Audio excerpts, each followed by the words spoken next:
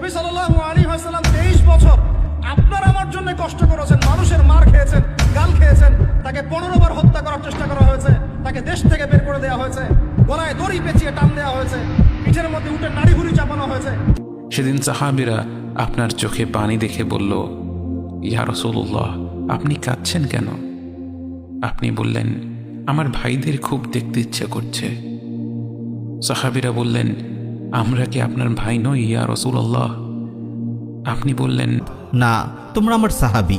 আমার ভাই হলো তারা যারা এখনো দুনিয়াতে আসেনি। আমি তাদের সাথে হাউজে কাউসারের পারে মিলিত হব। বিশ্বনবী পাগলের মতো একবার হাউজে কাউসারে যাবেন, একবার সিরাতে যাবেন, একবার পুলসিরাতের দিকে, একবার হাউজে কাউসারের দিকে পাগলের মতো দৌড়াতে থাকবেন। তার কোনো গুনাহগার উম্মত যাতে জাহান্নামে ঢুকে না যায়।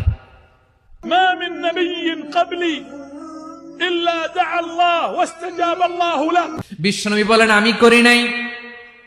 ওয়া ইন্নী আখতাবিউ দাওয়াতি শাফাআতান লি উম্মতি ইয়াউমাল কিয়ামাহ। আমার ওই স্পেশাল দোয়াটা আমি দুনিয়ার বুকে কঠিন বিপদে পড়েও কোনোদিন করি নাই। আমি আমার স্পেশাল দোয়াটা কিয়ামতের দিন আমার গুনাহগার উম্মতকে সুপারিশের জন্য রেখে দিয়েছি।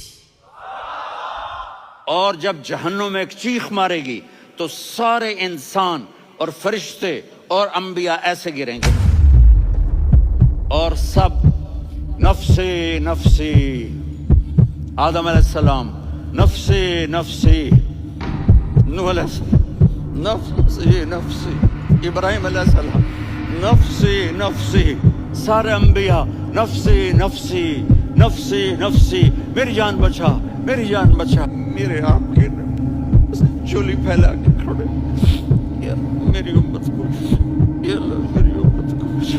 রব্বি হাবলি উম্মতি, আল্লাহ তুমি আমার গুনাহগার উম্মতকে বাঁচাও।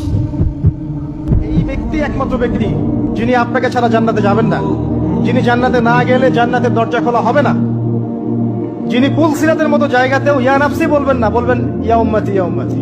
একমাত্র ব্যক্তি যিনি অঝর নয় না আমার জন্য কেঁদেছেন রাতের বেলা। হে জিবরিল, মোহাম্মদের কাছে গিয়ে জিজ্ঞেস করো তিনি কাঁদছেন কেন। জিবরিল আলাইহিস সালাতু ওয়াস সালাম রাসূল সাল্লাল্লাহু আলাইহি ওয়াসাল্লামের কাছে এসে কান্নার কারণ জিজ্ঞেস করলে তিনি সব খুলে বলেন। তখন আল্লাহ তাআলা বলেন, ইন্না সানুরদিকা ফি উম্মাতিক ওয়া লা নাসুউক। আমি আপনার উম্মতের ব্যাপারে আপনাকে সন্তুষ্ট করব, আপনাকে ব্যথিত করব না। তাহলে আপনার মধ্যে তা সুন্নাত থাকবে না কেন? আপনার চেহারায় দাড়ি নাই কেন? एक रात आप भूख से लेटे हुए ऐसे, कभी यूं होते हैं कभी यूं होते हैं। करो हजरत आयशा के घर की बारी, कभी ऐसे होते हैं कभी ऐसे होते हैं। फिर एकदम आप आगे हुए और वो जो चारपाई की लकड़ी होती है उस पर अपने पेट को यूं रखा और ऐसे झुक गए, यूं यूं झुक गए। हजरत आयशा बेकरार होकर खड़ी हो बैठ गए, या रसूल अल्लाह ये आप क्या कर रहे हैं? फरमाया, आयशा भूख बड़ी लगी, आयशा भूख बड़ी लगी।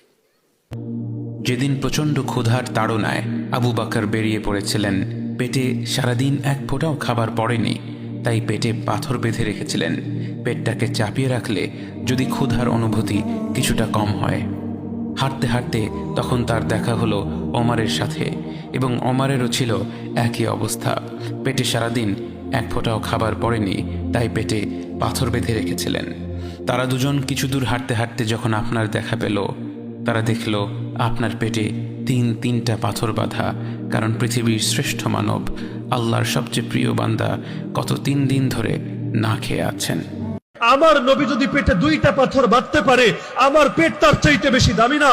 কেন আমাদের কথাবার্তা, চাল চলন, খাওয়া দাওয়া, ইস্তেঞ্জা করা, নামাজ পড়া, প্রতিটা অ্যাক্টিভিটি সুন্নাহ মাফিক কেন হবে না? जहां मौत भी पूछ के आए, उस हस्ती से प्यार ना करें तो और किससे करें? मलकुल मौत भी इजाजत लेकर अंदर आए और आकर कहा, अस्सलाम अलैका या रसूल अल्लाह। आपने कहा वालेकुम सलाम। कहा, या रसूल अल्लाह आप पहली हस्ती हैं जिन्हें मैं सलाम कर रहा हूं। मैंने नबियों की जानें निकाली, नेकों की, किसी को सलाम नहीं किया, आप पहले हैं जिन्हें मैं सलाम कर रहा हूं। या रसूल अल्लाह आप पहले हैं जिन्हें आपके रब ने कहा कि मेरे नबी से पूछ के अंदर जाना, बगैर पूछे ना जाना।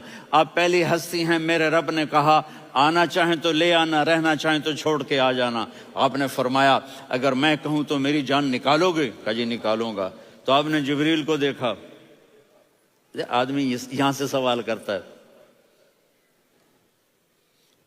कि तू क्या कहता है, जाऊं या ठहरूं? तो जिब्रील कहने लगे या रसूल अल्लाह, अल्लाह आपकी मुलाकात के शौक में है। ऊपर सारे स्टेज सज गए हैं आपके वेलकम कहने के लिए। आज सातों आसमान के फरिश्ते इकट्ठे। सुनो अब मेरी आखिरी बात है। आपने कहा देखो हसन हुसैन के लिए हाथ नहीं उठाए, देख रहे थे तड़पता हुआ जहर में और कटता हुआ सर, उनके लिए हाथ नहीं उठाए। आपने जिब्रील से कहा जाओ अल्लाह से पूछ के आओ मेरे बाद मेरी उम्मत के साथ क्या करेगा। ये जो हम बैठे हुए हैं गुनाहों के दाग अपने सीने पर लेकर, चेहरे पर लेकर, का जाओ पूछ के आओ मेरी उम्मत के साथ क्या करे। मलकुल मौत वहीं खड़ा रहा, जिब्रील वापस गए और वहां से पैगाम आया कि मेरे महबूब हम आपकी उम्मत को तन्हा नहीं छोड़ेंगे। मुझे मेरे रब की इज्जत की कसम, इधर टाइम भी खत्म हो चुका है, मैं आखिरी बात कर रहा हूं, अगर उस वक्त मेरे नबी ये अल्लाह को न मनवाते तो आज हम भी बंदर खंजीर बन के फिर रहे होते। दुआएं दो उस कमली वाले को जो अपना जिगर कटा गया।